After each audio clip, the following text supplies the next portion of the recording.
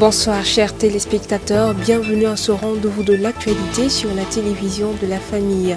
Comme titre dans ce journal, audience chez le chef du gouvernement. Son Excellence Dr Albert Ouedraogo reçoit en audience l'Organisation africaine pour la propriété intellectuelle ce vendredi 13 mai 2022. C'était là le sommaire. Une fois de plus, bonsoir. Le Premier ministre burkinabé a reçu en audience une délégation du conseil d'administration de l'Organisation africaine pour la propriété intellectuelle ce vendredi matin à la primature. Cette institution, pour faire face aux défis de l'ère actuelle, a convoqué un conseil extraordinaire au Burkina Faso qui accueille par ailleurs la présidence de cette institution régionale. Le reportage de Habibalaï Bourema et Jonas Tondé. Le Premier ministre burkinabé Albert Ouedraogo a reçu ce vendredi 13 mai dans la matinée une délégation du conseil d'administration de l'OAPI, l'Organisation africaine de la propriété intellectuelle, qui regroupe 17 pays africains francophones. La présidence de cette institution est tournante par ordre alphabétique des pays membres. Et cette année, c'est le tour du Burkina Faso d'occuper la présidence du conseil d'administration. Cette année, c'est le tour du Burkina Faso. Le Burkina Faso occupe la présidence du conseil d'administration. À ce titre, et pour faire face aux défis de l'heure, un conseil d'administration extraordinaire a été convoqué. Et nous sommes là dans ce cadre. Et comme il est de coutume, lorsqu'on arrive quelque part, on va rendre visite de courtoisie et de respect à l'autorité. Donc c'est à ce titre-là que nous sommes venus ce matin pour rendre visite à son Excellence le Premier ministre avant d'aller commencer nos travaux. Pour faire face aux défis du moment et trouver des solutions aux problèmes confrontés, l'Organisation africaine de la propriété intellectuelle a convoqué un conseil d'administration extraordinaire. Nous sommes venus expressément ici, dans cette terre des hommes intègres, pour chercher des solutions à nos problèmes. C'est une sorte de pèlerinage à Burkina Faso pour arranger des problèmes et pour renouveler notre compromis et relancement de l'Afrique. L'Afrique qui n'est pas seulement les guerres, c'est l'Afrique qui doit être la science, la technologie, la culture qui sont fondamentaux pour construire l'économie, l'industrie. C'est pour cela, au nom de tous, nous remercions le gouvernement, au Premier ministre de ce pays, à l'accueil que ce pays a donné à la délégation et que nous sommes sûrs qu'avec cette présence, votre présence, nos travaux seront bien réussis au Burkina Faso. Le conseil d'administration de cette organisation est composé des ministres de l'industrie des différents pays membres. Un regroupement des partis politiques pour relever les défis auxquels fait face actuellement le Burkina Faso de façon particulière et de l'Afrique entière de façon générale. Ensemble pour le Faso, c'est le nom de cette alliance politique dont la signature de la charte est intervenue ce jeudi 12 mai 2022 à Ouagadougou. Les détails avec Habibalaï Bourema et Gédéon Tapsoba. Ce jeudi 12 mai à Ouagadougou, s'est intervenue la signature de la charte de l'alliance politique. Cette alliance est composée de 5 organisations politiques. Il s'agit de l'Alliance panafricaine pour la refondation Tilégré, le mouvement SENS, le Parti de la Renaissance nationale, le Parti pour la démocratie et le socialisme et les progressistes unis pour le renouveau. Cette alliance prend le nom de Ensemble pour le Faso. La première chose, c'est que notre alliance n'est pas une alliance qui est motivé, comme vous l'avez dit, par la lutte contre la malgouvernance et le terrorisme. Non, nous sommes remontés dans nos constats sur l'échec de tous les systèmes depuis longtemps, parce que ce sont des systèmes hors sol qui n'ont aucun ancrage sur nos réalités. Et notre objectif, c'est de proposer un nouveau projet politique alternatif. Il ne s'agit pas de dire il y a la malgouvernance, il y a la lutte contre le terrorisme. Il s'agit de dire pourquoi nous en sommes là, pourquoi il y a la malgouvernance, pourquoi il y a le terrorisme et d'y apporter des solutions politiques. Le deuxième point que je voulais ajouter sur la question de la sécurité, vous dites, est-ce qu'on peut donner 2 mesures qu'on allait proposer. Non, il n'y a pas une, deux mesures qu'il faut proposer pour venir à bout du terrorisme. Il y a une politique. Or, une politique, c'est un ensemble de mesures qui ont une cohérence sur une question donnée. Donc, nous avons dit dans la déclaration qui a été lue que notre objectif, c'est de co-construire avec le peuple un projet politique.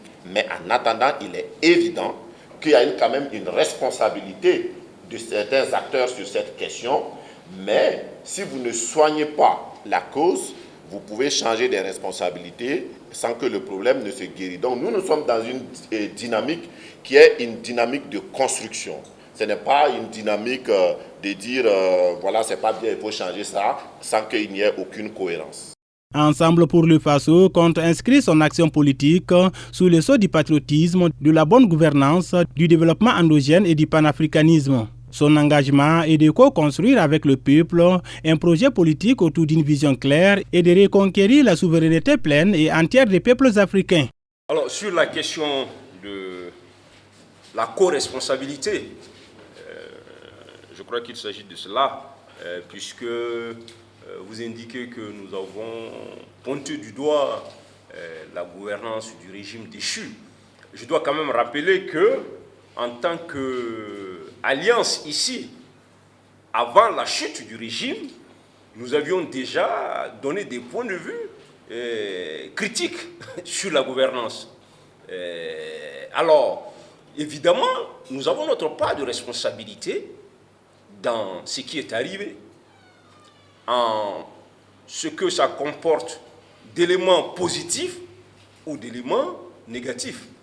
Nous n'allons pas être irresponsables, venir nous asseoir ici parce que le régime est tombé aujourd'hui pour dire ah non, il ne s'agit pas de cela. Nous assumons, nous avons opéré ce que les communistes appellent notre autocritique de cette situation et nous estimons qu'il faut que nous nous organisions mieux pour que nous ne nous retrouvions plus dans cette situation, dans cette gouvernance. 100 jours après sa prise du pouvoir, le peuple burkinabé constate que sa mission principale qui a justifié le coup d'État, le MPCR, a du mal à engranger de résultats. Ainsi, conscient des défis multiples à relever pour le bonheur du peuple, Ensemble pour le Faso a décidé d'aller progressivement et prudemment à l'unité à travers une alliance politique. La 4e édition du séminaire national d'enseignement des veuves venu de plus de 70 régions ecclésiastiques du pays se tient au centre des conférences des Assemblées de Dieu du Burkina Faso. Les participantes se pencheront sur le thème suivant « Pour moi, m'approcher de Dieu, c'est mon bien », un passage tiré du psaume 73, verset 28, et le sous-thème « Ne pleure pas » de Luc 7, verset 13.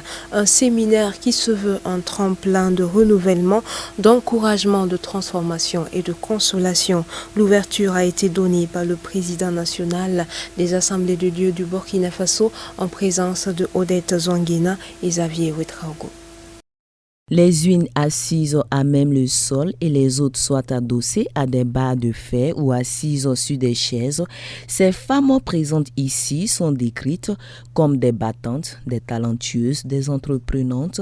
Tous les adjectifs pourraient être utilisés pour qualifier la bravoure, le dynamisme de ces femmes au regard de la casquette de chef de famille qu'elles portent. Elles, ce sont les veuves issues des différentes régions ecclésiastiques de l'Église des Assemblées de Dieu du Burkina Faso qui se retrouvent pour la 4e fois consécutive au centre de conférence des ADBF à la faveur de ce séminaire initié par l'Association des servantes de Christ à leur intention. Toutes les religions sont unanimes sur la véracité du passage de Jacques, le chapitre 1, le verset 27, qui stipule que la religion pure et sans tache devant Dieu, notre Père, consiste à visiter les orphelins et les veuves. Ce principe biblique, l'association des servantes de Christ en a bien compris le sens, puisqu'elle les épaule de diverses manières depuis belle lurette. Après ces séminaires passés, nous avons vu que des femmes se sont levées. Elles ont cessé de pleurer et elles se sont données à l'œuvre pour pouvoir nourrir les familles. Nous avons vu que ces femmes-là ont soutenu leurs enfants et les enfants sont devenus des enfants qu'elles souhaitaient. Et nous rendons grâce à l'Éternel parce que parmi ces enfants, nous voyons des pasteurs, parmi ces enfants, nous voyons des gens dans la société et nous rendons toute la gloire à l'Éternel. Porté à la tête de l'instance dirigeante de l'Église des Assemblées de Dieu du Burkina Faso depuis plus de 4 mois maintenant, le docteur Étienne Zongo loue la vision de l'ASC ADBF, le combat qu'elle mène pour l'épanouissement de cette couche sensible de la population est salué à sa juste valeur. L'ASC, comme je le disais, est une organisation qui s'est penchée sur les activités, j'allais dire, bibliques, qui touchent le cœur de Dieu.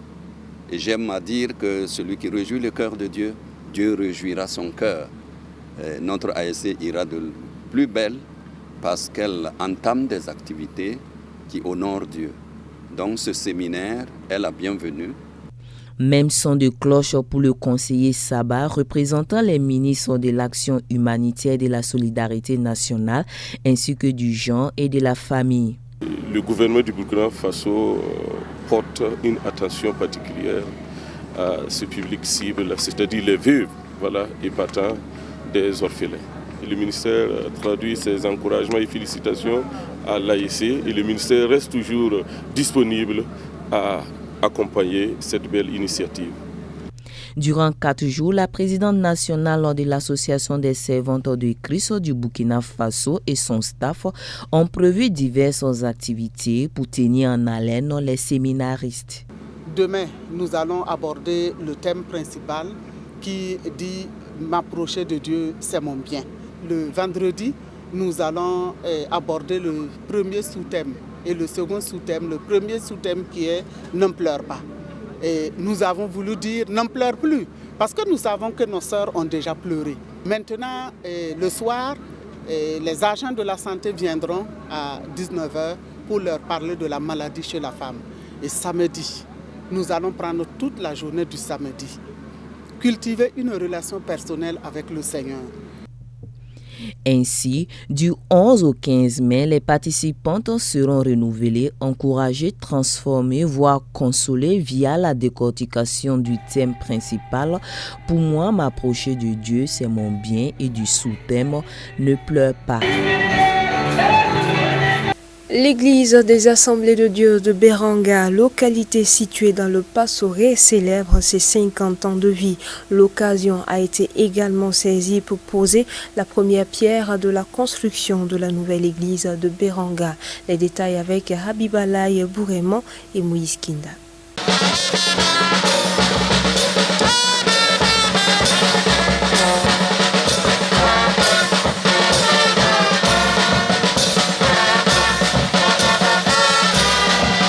Ce sont ces pas de défilé qui marquent l'ouverture de la cérémonie d'action de grâce du cinquantenaire de l'église des Assemblées de Dieu de Beranga dans le Passoré. Il y a 50 ans de cela, quand le pasteur Jacob Rwamba déposait sa valise à Beranga et implanta une église malgré l'adversité de tout genre de l'époque. Je rends grâce à Dieu pour cette cérémonie d'action de grâce pour les 50 ans de l'église de Beranga. En tout cas, on entendait vraiment ces jours avec un ardent amour. Et nous rendons grâce à Dieu pour cette journée. Et nous prions que l'Éternel Dieu accompagne tout un chacun pour qu'il reparte en paix et que le nom de notre Dieu soit glorifié. C'est vraiment une grande joie qui m'anime en ce jour. Je rends vraiment grâce à Dieu pour ses œuvres. Et après 50 ans, je me réjouis de ce que le Seigneur a fait dans ce village. Et tout ce que je peux dire, c'est que le Seigneur a étendu sa main et voici le fruit que nous voyons aujourd'hui au nom puissant de Jésus. La vie du pasteur fondateur de cette église de Beranga a beaucoup marqué les habitants du village.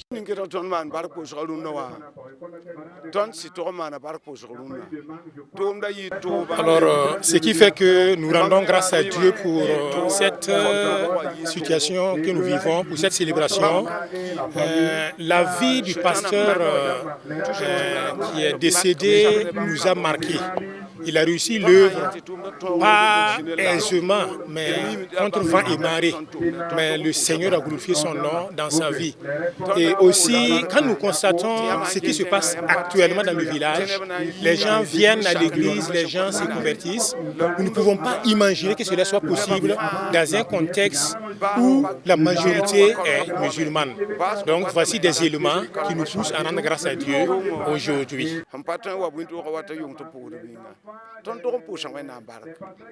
Le président du conseil régional de Yako exhorte aux chrétiens de la localité de Biranga d'être toujours unis afin de pouvoir pérenniser l'évangile dans cette zone musulmane.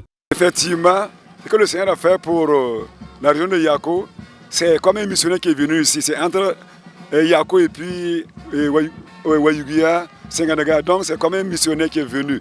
Et au début, c'était vraiment, il allait réussir à avoir la victoire. On a vu l'écho vraiment, quand il est venu, c'était difficile. Mais comme il a remporté la victoire, c'était une joie pour le corps de Christ dans la région de Yako. C'est être unis encore pour continuer encore l'œuvre que le bâtisseur a commencé. Et c'est là vraiment notre souhait. L'Éternel a fait pour nous de grandes choses, nous sommes dans la joie. Sur le thème de cette action de grâce, tiré du livre des psalmistes au numéro 126, verset 3. À cette occasion d'action de grâce, il a été aussi posé la première pierre de la construction de la nouvelle église des Assemblées de Dieu de Biranga. À présent, dans l'actualité hors de chez nous, découverte dans l'univers, ce jeudi, une collaboration d'astronomes a en effet dévoilé la toute première photographie du centre de notre galaxie. Cette image constitue la première preuve visuelle de la présence d'un trou noir supermassif en plein cœur de la Voie lactée. Einstein aurait certainement été très heureux de pouvoir contempler cette photo hypnotique qui confirme une fois de plus la théorie de la relativité générale. Une collaboration internationale d'astronomes a prouvé jeudi en images la présence d'un trou noir supermassif au cœur de la Voie lactée. Son nom est Sagittarius A et il ressemble au gigantesque trou noir M87 qui avait été présenté en 2019. Sauf que cette fois-ci, la découverte a eu lieu dans notre galaxie. Vous savez, parfois vous avez besoin de vous pincer pour réaliser que c'est bien le trou noir au centre de notre galaxie. C'est vraiment une découverte très étonnante. Énigme de l'univers et de la physique, les trous noirs sont traqués de longue date par les scientifiques qui, en quelques années, ont réussi l'exploit de les révéler en images aux yeux du monde. Et voilà qui referme cette édition. Merci de votre aimable attention. Excellent week-end à toutes et à tous sur CBK.